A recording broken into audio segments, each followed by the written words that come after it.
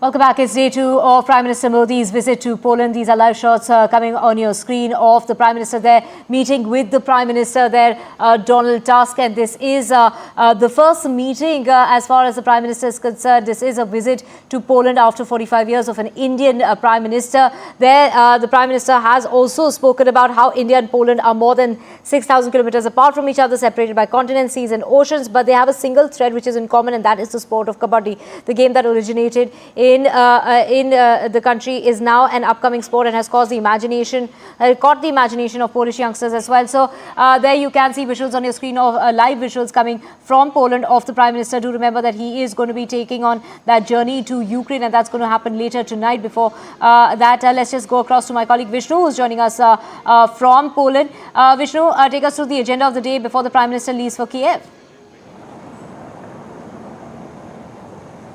Well, I am in Kiev at the moment, not in Poland, but it's an important two-part visit of the Prime Minister. He is in Poland, as you say. It's a critical part of this visit, and I'll talk about Ukraine subsequently. But in terms of what is happening today, there's a restricted meeting with the Prime Minister of Poland, Mr. Tusk. Later on, there'll be a bilateral meeting with President Duda of Poland as well.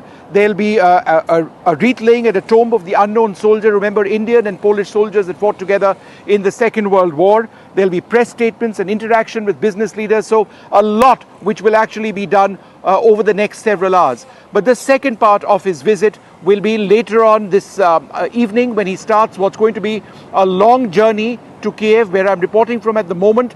I was in fact on the very last flight which attempted to land in Kiev 2 years back. It was an Air India relief flight to try and bring back students. That flight couldn't actually land. And since then, there has been no attempt at a civil flight landing in Kiev because airspace has been completely shut down, and that remains shut down even today. So it's going to be a long, most likely train journey that the Prime Minister will take. Several international leaders have come to Kiev in that way. But will there be an out-of-the-box solution that India has to offer? That's what we want to know. We do know that it's going to be a very high-powered Indian delegation which features several prominent faces who will be over here.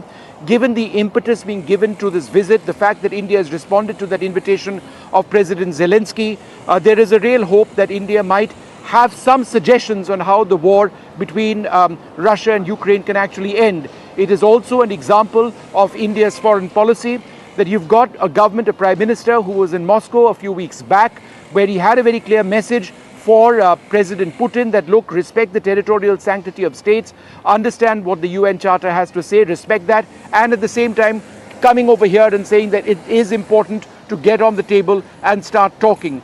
It's going to be a short visit of the Prime Minister, perhaps less than 10 hours. There will be a press statement which should be expected as well. Certainly an Indian one, perhaps a Ukrainian one, possibly a joint one as well. But all that is going to happen tomorrow, a day of hectic developments expected here in Kiev. Right, Vishnu, of course, like you mentioned, that visit would be perhaps be all of 7 hours, and it's going to take him longer to get there. He's going to be traveling by train, and it's going to be a journey which is going to take him perhaps 10 hours. But let's also talk about what was said yesterday when he said this is not the era of war. He'd also gone on to say how India is with everyone and thinks about everyone's benefit. That's right. And, this is not the era of war is a statement which Prime Minister Modi made to President Putin on the sidelines of the Shanghai Cooperation Organization a couple of years back. It's been a line that India has now repeatedly been saying that, look, stop the fighting, end the fighting, get onto the table, get into a negotiated settlement. This is a war which has resulted in the loss of tens of thousands of lives on either side. The entire world, not just the people of Russia and Ukraine, need this to end. This has resulted in huge uncertainty at so many levels. It's meant deaths, it's meant displacement, it's meant economic ruin for both Russia and Ukraine.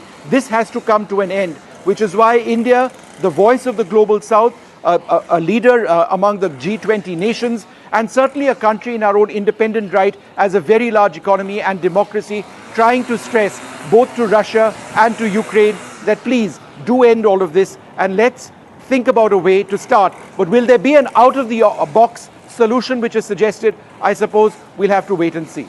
Right, Vishnu, also what is, of course, India believing in diplomacy and dialogue is something that, India finally took that stand when it comes to Ukraine. And given the fact that India has a great relationship when it comes to Russia, and take us through what is it that we can expect in those 7 hours, what's on the agenda?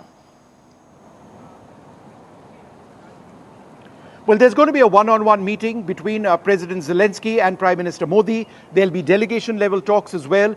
There'll be a small meeting with the Indian community who are going to be outside the hotel, which the Prime Minister is going to be in for just the couple of hours that he's visiting. He might just sort of be in and out of the hotel before he has his engagements. We do expect possibly a small interaction with President Zelensky in terms of a press conference. That's not yet been finalized at this juncture.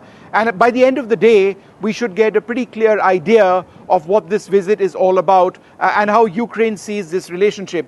In as much as we talk about the war, it is important also to focus on the fact that India has had historically a very strong defense relationship, not just with Russia, but with Ukraine as well. The gas turbine engines of Indian frigates and destroyers are Ukrainian. The Antonov 32 medium transport aircraft of the Indian Air Force is a Ukrainian product, Antonov, a Ukrainian company. And therefore, India needs to ensure that supply chains for these engines, for these aircraft, need to be sustained. So that might also come up at some level in these talks.